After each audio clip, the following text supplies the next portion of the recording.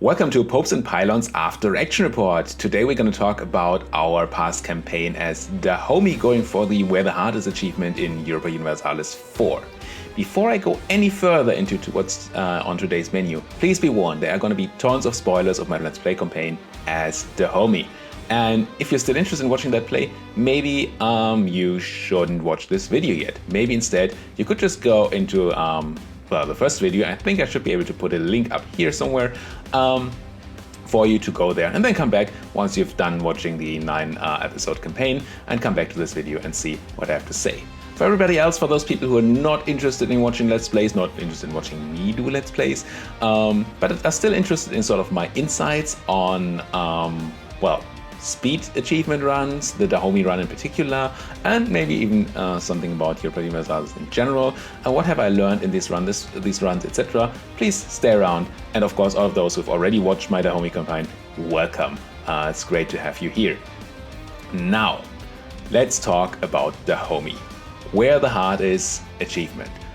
It requires us in Europa Universalis IV, of course, to have all nations in the regions of Niger and Sahel in Central Africa, I think is what it would be, to be fetishist. So all nations must be of the fetishist religion. That does not mean that all provinces need to be fetishist. There can be all the Sunni around that you want. Just the nations need to be fetishist. And the obvious way to do that would be to just conquer all of it, be fetishist yourself, and you're done. Right? But that's a bit difficult because we have to do all of this by 1500 or before 1500. So we have 55 years and like 2 months roughly to do the whole thing. And well, spoiler, we did that. We did it by 1495, I believe. So how did we do that, and what did we learn? And could we maybe even do that faster? Hint, you probably can. Let's see about all the different details that happened here. But first, let's talk about just general overview of what happened here. So we start as this very, very small one province minor in the Central Africa, in the heartland of Africa there.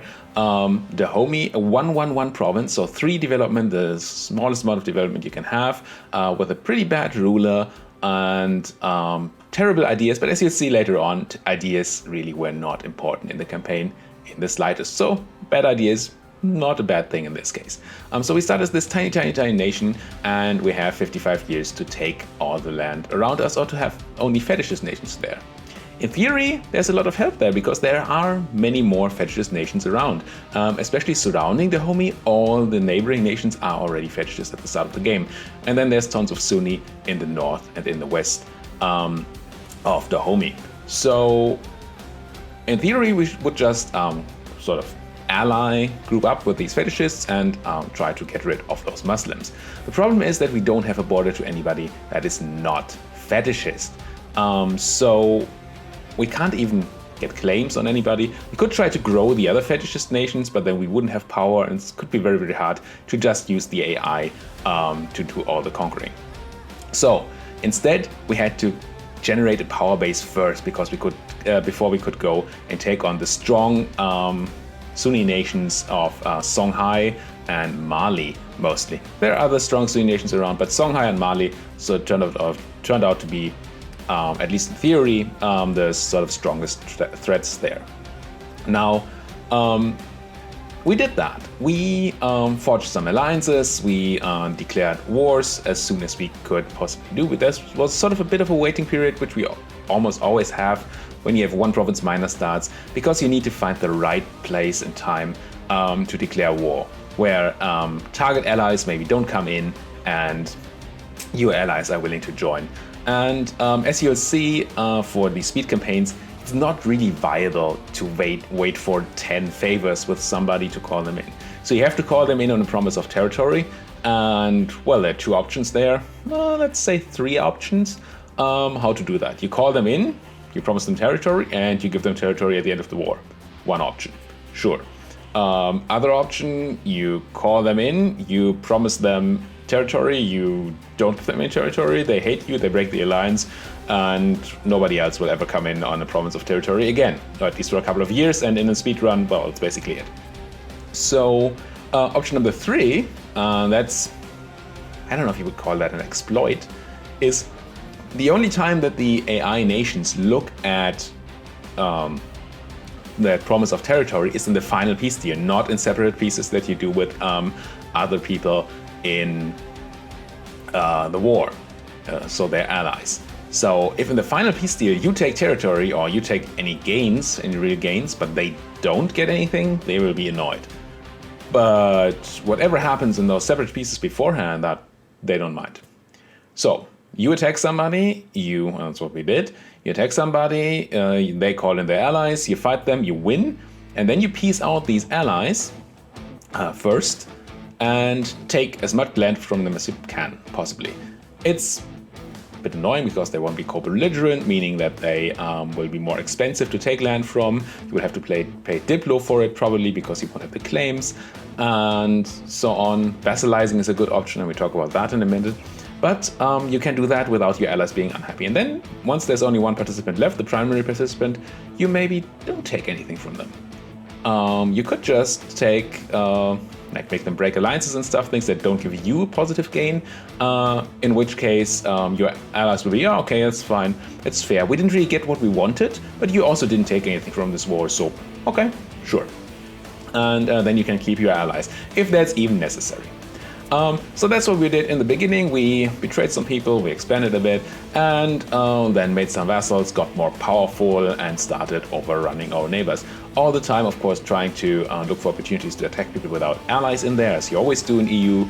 And, well, we had to deal with coalitions, which we're going to have to talk about in a minute. So let's just jump right into details. Friendship is temporary, at least if you're doing speed achievements like this one. And this is something that I sort of learned while I went along with the run. I mean, if you asked me now or had asked me before how important long-term alliances in a speed run or speed achievement, of course I would have said no, they're not very important. But I still did a lot of things that are sort of normal to my EU play that really were not necessary. And we learned on the way how to deal with that. I already talked about the promise of territory, how you can sort of abuse that by either just betraying your allies and just giving them nothing and then making them unhappy. But since they are only temporary friends, is it that bad if they won't ally you anymore? Or aren't they just the next target that needs to be eaten? So that way friendship is definitely temporary. Friendship is also temporary because these all these guys around you tend to forge their own alliances, and since you're basically trying to eat most of what's around you in this achievement, maybe except for the odd fetishist nation here or there, you're probably going to declare war on somebody that's friends with somebody that you allied. So you're going to lose that alliance because, once again, you don't have time for waiting on people being unhappy, people being war exhausted, all of that. We don't have time for that. What we normally do in EU4 to get advantageous wars, you can't do here. So yes, alliances can be a thing, but if you ally, you just have to be prepared to just give up your allies in time. This is doubly true for marriages. And alliances, well, if you break an alliance by just going through it diplomatically or by rivaling somebody who used to be allied to you, you get a 5-year truce. So you have 5 years where you can't really, well, you can, but you will be punished for attacking them. But if you marry somebody, that marriage, so royal marriages between you and anybody else, they take a long time to go away. And they go away when the proposing ruler dies. So if you propose a royal marriage, when your ruler dies, your marriage ends. If you accept a royal marriage from somebody else, when their ruler dies, the marriage ends. So, and if you declare war on somebody who you have married, you lose stability, which you obviously don't want to do. So I did a bunch of marriages at the beginning of the campaign, and I definitely regretted that afterwards, because it gave us these stupid stability losses, or at least times where we couldn't attack. So if you do a speed campaign like this, if you do Dahomey or any other speed achievement run, think very, very, very clearly about do you want royal marriages at all? Who can you marry? Is there like somebody that you never want to attack, that you want to be your friend forever? Sure. Vassals are very good to marry if once you have them. But otherwise, just think about that. You marry them now and then you wait for 10 years or so and then you want to attack them. You're still married and it gives you a loss of stability and all that. So, no, you don't want that, right? So think about which marriages you want and think about who should propose those marriages, right?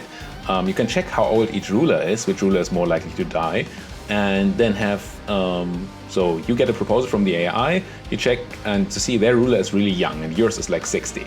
So you don't accept the proposal from the AI, but you make your own proposal. Then when your ruler dies, the marriage ends. And vice versa. Don't propose marriages if your ruler is very young because you don't want to keep them that long. Friendship, very, very temporary in these speed achievement things. I already talked about the 5-year truce with alliances, and that is a problem too. It's not as bad as the marriages, but 5 years is a lot of time. If you have 55 years to complete the whole achievement, 5 years is a very, very high number. It's almost 10%. Now, that means that you have to plan ahead. You have to think about who do you want to attack and when do you want to attack them. And if you think that in the next 5 years you will have to attack your ally, then break that alliance already. Don't think about it once you're done with another war and then you see, oh yeah, now I have to expand into his territory and now I want to break the alliance and now I have to wait 5 years. Or truce break, which is bad. So I wasn't great at that. It didn't end up costing me too much, but we did have to wait a while in at least one case for an alliance to end, or the truce from an alliance to end. And obviously you should not do that. So the next time I would be doing such a command, I would be thinking much, much more about, do I actually need this alliance? And if I need this alliance right now, when do I stop it? So I can do my expansion. Of course, there's always the way of breaking an alliance by attacking somebody that's also allied to your ally, and then just going to war like that, which can help. Now, as one alliance I used in the campaign, there was to the Congo, who is not in the hard area of Africa there, so we didn't need to eat them or do anything to them, and I believe they are also fetishist, I'm not quite sure, but they seem like they would be fetishist. Anyway, I allied the Congo, who is very far away, not because I wanted to call them into wars, because they would always say, well, it's so far away, I don't want to come, and we wouldn't get the favors, and they don't want any lands, and so calling them into wars is just not a thing. But I used them, or tried to use them as a deterrent. So I just allied them so that other nations trying to, or thinking about declaring war on me would see my alliance with the Congo, see the troops that they have, and say, whoa, okay, we're not going there, let's just not do that. Another thing about alliances, maybe, there's a little button in the diplomacy screen that you can use to tell your ally that you're not interested in their offensive wars.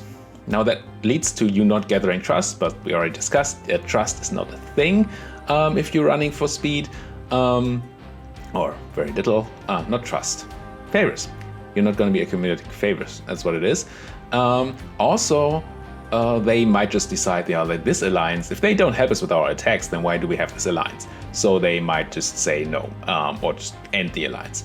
But again, you would not that concerned in runs like these, and that may save you from being caught into pointless wars where you have to help your ally for little to no gain for yourself, because you want to decide when to war and when to have truces. You don't want to be dragged into war with your ally that then gives you a 15-year truce with somebody you want to eat. No, that's just not good. So, alliances, friendships, royal marriages, all of these are temporary, and they all have these negative effects if you, negative, like a truce, if you break them. So, think about who to marry, who to ally, and do it even better than I did in this run. Here's a mechanic that tends to be very, very important for any expansionist campaign you ever do in Europa Universalis: coalitions and aggressive expansion, of course. normally I try to avoid coalitions. There are reasons to make coalitions. There are reasons to accept coalitions. If you're very, very strong, you can just, yeah, fine, you guys can go into coalition against me if you want to. You won't get anything out of that. Sometimes you want a coalition to attack certain people. That's very, very rare. Sometimes you just don't mind and have ways to fight coalitions. In a speedrun like this, I think coalitions are, well, the aggressive expansion is almost unavoidable, and going high on aggressive expansion. What you have to do is try to avoid a coalition. Of course, one reason to avoid a coalition is that you don't want to fight everybody around you at once. It's just, well, it can be somewhere between annoying and extremely dangerous. But another reason is also that coalitions make it very, very hard to peace out people, especially separate peace out people out of wars. It just makes the whole thing much, much more complicated. You'd rather have small peace wars than just have this one gigantic coalition war. And there may even be people in the coalition that you don't ever want to fight. Like in our case, if any of the fascist nations that we didn't necessarily need to conquer would have joined a coalition against us, we would have had to fight them, even though we don't need to. So we also want to avoid coalitions, but we don't have the luxury of just attacking, just taking what we can, just staying below that 50 aggressive expansion threshold, making sure we see how many, to keep at maximum 3 enemies over 50 aggressive expansions so they can't form a coalition, etc., etc. What we do in our normal campaigns. See, except for example, the Prince of Egypt campaign. We have been trying to do that. Here, we don't have the luxury of that. We don't have the luxury of waiting in a war for 2 years until aggressive expansion of somebody has dropped down enough that we can take the land, etc., etc. We can't really do that. So, aggressive expansion is unavoidable. We also don't have time to take ideas to take aggressive expansion. We did not do anything in the age objectives to get the -10 aggressive expansion, and it's very hard to do that in time. So in general, aggressive expansion is just going to be extremely high. How do we fight that? And there are tons of guides online on how to fight coalitions. One of the general rules, well, there are two general rules I would say that are very important. One is keep people truce locked. Everybody who's in a truce with you will not join a coalition.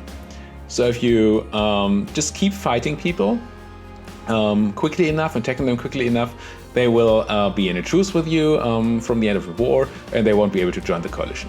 And somebody else will be very, very outraged at you having taken all that land in that last war, and then you attack them. So they then have a truce with you, if they even exist afterwards, to not form that coalition. Also, attack a coalition first. If you do that, they don't get the coalition modifiers. You can still separately peace people out, etc., etc. If they attack you, you're just, well, in for pretty much not a treat. Just a bad time. It's very, very possible to win coalition wars, I'm not saying that. It's just that you don't want that. So first of all, try to keep people truce locked all the time, so that there's never more than 3 people that have no truce with you and very high aggressive expansion to attack you. And second of all, if there is a coalition, attack them first, immediately. In our case, we had 1 coalition form against us, but we attacked not a member of the coalition, but an ally of a member of the coalition, which called in that member, but not the whole coalition. So we could fight these 2, and then the rest of the coalition wasn't able to keep being a coalition anymore because there weren't enough members. So they left that coalition, and then it was all over. So just keep them down. And one reason that was very possible in this run is that we are in sort of a limited area down there, right? In this hard sort of shape in the heartland of Africa there that we are trying to take. There's a limited number of countries. So it's not that if you keep on aggressing, that you get more and more enemies, neighbors of those new enemies, but there are no more neighbors, so also no more people to be outraged. Also, there aren't any gigantic enemies around there that you have to be wary of joining a coalition. There's no Ottomans, no France, that you have to be very scared of. Just sort of normal-sized countries. They start bigger than you, yes, but after a bit of expansion, as you could see, that's not as much of an issue anymore. So this is very much for this run. If you have a speed run somewhere else, it might be more difficult to avoid those coalitions, because you might get somebody big, some big neighbor being very, very angry. The power of vassals. I used a lot of vassals in this campaign, and I think it was very, very good to do so for a bunch of reasons. First of all, if you force vassalize somebody in a war, or even if you release somebody that tends to have a lot of cores, you have much fewer issues with unrest, because in all their cores they won't have any unrest. And if you just force vassalize them, then all the conquered territory won't have any unrest. So you don't have to deal with that. And as we've talked before, we don't have time for rebels. We don't have the manpower and the money to deal with rebels. And I had to deal with some rebels in my campaign because I wasn't consequential enough for just increasing autonomy everywhere, giving everything to estates, giving everything to vassals. But we avoided a lot of rebels, and you can avoid even more rebels, and you really, really want to. Rebels are just time, money, and manpower sinks that you don't need in a speed run. And vassals help you with not having rebels. It's different a bit if you feed vassals like I normally do, and many people normally do in their runs. So you get a small vassal and then you give them a lot of land that's not their cores. Then they will have a lot of unrest, and then they'll increase autonomy and still have rebels, and you won't really be able to deal with them because their rebels are different from your rebels, and it's all a bit odd. So feeding vassals, you can do it. I'm not saying you can't do it, but it's not as great as just force vassalizing or releasing somebody that has a lot of cores in that campaign. Another reason why vassals are great in especially the Dahomey run is because of the force religion button. You know, we have to make all nations fetishist in Niger and Sahel. And most of the vassals, I think all of the vassals we had in our run were Sunni. And Sunni would, of course, then not, I mean, I'm the overlord, but I don't own the land, and what would count for the achievement, I assume, is their religion and not mine. But there's a little vassal interaction you can do that makes them very, very disloyal, but that instantly flips them to your religion. That's what we did in the end to Jenny and also to Kong in order to finish our achievement.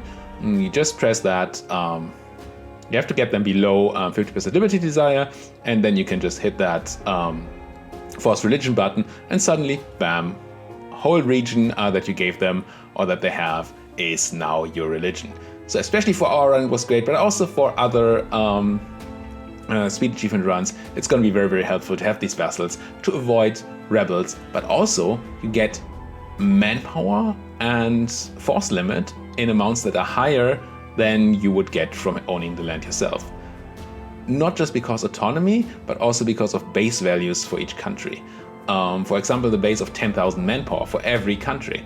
You often wouldn't get 10,000 manpower pool out of the land of a vassal if you took it on your own, but the vassal will just have it and then a bit. Same goes for force limit. There's a base force limit for every vassal, and they also provide you with a bit of force limit. They also provide you with generals, and it can be if you spend all your military power on trying to keep up with military tech, you don't really have a lot of that to get generals. You also don't have a ton of military tradition to get great generals immediately, and so every vassal generating his own generals gives you more chances at getting a really good general or a siege general maybe, and then if you order your vassals around correctly, you can use those generals as you see fit. So they give you manpower, they give you force limit, they give you generals. It's just great to have a vassal there. They give you a tiny bit of money and stuff, but that's not that important. The thing is that obviously as you get more and more vassals, the relative power of vassals compared to yours gets higher, and that makes them libertarians. And you don't want them to, obviously don't want them to rebel against you, but you also need them, for example, below 50% liberty desire, so they join you in wars, and so they can be religion converted in the end. So you want vassals, but you don't want too many vassals or too powerful vassals, so that they're super powerful. In our campaign, we did integrate Katsina as a vassal, as a very big vassal that we had. So we actually spent the time and the diplo points on integrating Katsina. That may not have been necessary, but it was fine in our campaign, but you may not have to do that in yours. If you do Dahomey on your own, as you know, you don't need to own all the land in the end. You just need to have force your vassals to be fascist too. So you can keep them around, but keep an eye on that relative power. Keep an eye on, if you don't take Diplo technology, keep an eye on the idea that they can be very unruly because they have higher Diplo technology than you do, which you also don't want.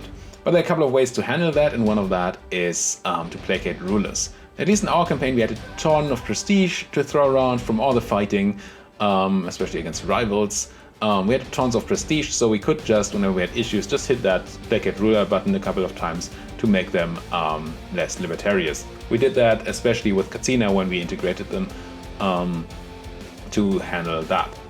Finally, let's talk briefly about the army that we used. And this is pretty basic and simple and quick. I focused more or less 100% on infantry. I think I had one cavalry in my army that I had from start. You see a lot of players on difficult starts dismiss their cavalry at the beginning and replace it with infantry because it's cheaper. I kept the one cavalry round, was fine on the money. If you have money issues, it may be a thing to dismiss that cav and go full infantry, but basically you only want infantry because cav is just too expensive for runs like this. It's just not worth it. Just go full on infantry. That's all the army composition you need to think of. Cannons are not a thing. We don't even have time for cannons or tech for cannons. The time to get the tech for cannons, so those are not a thing. And well, cav just too expensive. Maybe you can afford a lot of cav if you go higher on the loans and the debasing of the currency. Maybe that could be a way to even increase your punching power of your armies. But I like to focus fully on infantry, which is then obviously even better if you get the infantry combat ability bonus on your ruler, on your general, or one of your generals. So that's for army composition, it's pretty basic. For war, I followed a strategy of crushing stacks first. And one of the reasons I did that is because I tore down all the forts. I had no forts in my land, or I didn't, no, I tore them all down. Except for the capital fort, of course, which you don't have to pay for and you can't tear down, to save money. That means that your enemies, and there are a lot of enemies in this run, can run around your land freely and annoy you and conquer all your territory and increase devastation and just generally be extremely annoying. So I didn't want to do a strategy where I went and started sieging their stuff while they sieged my land and then went back. Because I didn't have the forts to keep them, and they had forts. So they would even have been able to take my capital and stuff before I could take theirs. So I need to focus on killing stacks. Also, the focus on killing stacks is very important because the enemies are numerous, and if they have the time to group up all their armies, that's bad for us. So we want to avoid that if possible. With the focus on military tech and everybody else around us having all the same issues with taking military tech, we have the option of stack wiping a lot of people. Simply because we have the better morale, much better morale in many cases, if we have high tech, and then we have a better chance of stack wiping those people. So it's not a case of you attack them, they run away, you have to follow them, hide them, they hide behind the fort, etc., etc. You go and decisively crush them and then stop them from rebuilding by covering up their territory. Focusing, if you can, on one participant at the time in a war, and just trying to keep the others busy. If you can, and I did that a couple of times, I told my vassals to deal with, say, siege, or just start sieging down enemy territory while I chase down those enemy stacks. So we could have progress in our war while still making sure that these stacks did nothing bad. It was a bit annoying running behind those stacks, and it may be interesting to keep a fort or two alive in strategic positions, but especially in the area that we're in for Dahomey, there are no natural choke points. It's just all flat open land, so we can't have like a fort between two mountains or something that then stops enemies from moving, that they have to go on the fort. They could just go around your fort. So I think forts are just not a thing to take. and you just have to go ahead and crunch every enemy you can. And that's it. I think overall we had a very good run as Dahomey, considering it was my first attempt at doing this, my first attempt at doing a speed run, speed achievement ever in EU. This went very well. I'm very pleased with it. There are tons of things, and I've talked about a bunch of them that we could have done better, and definitely keep those in mind for any future speedruns. But it went well. It also shows you that you can make a lot of mistakes, or non-optimal plays, you could say, and still be okay, still be in time. So these speedruns, they may seem daunting, but at least this one wasn't so hard that it's like, whoa, this is impossible. You can make some mistakes, you can make some suboptimal plays and still be done with that. I had a lot of fun, I hope you had a lot of fun. Thank you guys so much for watching. If you like these videos, please like them on YouTube. Please subscribe to my channel if you want new updates. Especially like these videos if you like having these after action reports, because once again, they're a lot of work, and I would like to have the feedback on that. And if there's anything else you noticed in the campaign maybe that I didn't include in this run, why don't you comment on that on this video? Why don't you comment on that in the comments down below? I'm always interested in learning. Maybe you noticed another mistake, maybe you saw something that I did really well that helped us doing this run that I didn't cover here. Why not give us a comment? Thank you guys so much for watching, and see you guys in the next run.